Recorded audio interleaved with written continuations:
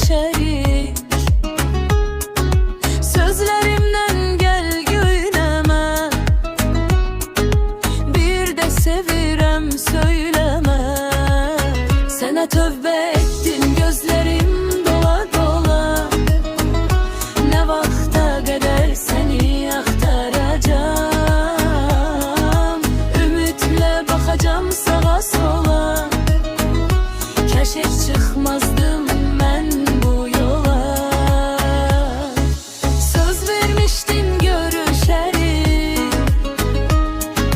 gizlice biz dertleşerik. Sözlerimden gel güyneme, bir de sevirem söyleme. Sana tövbe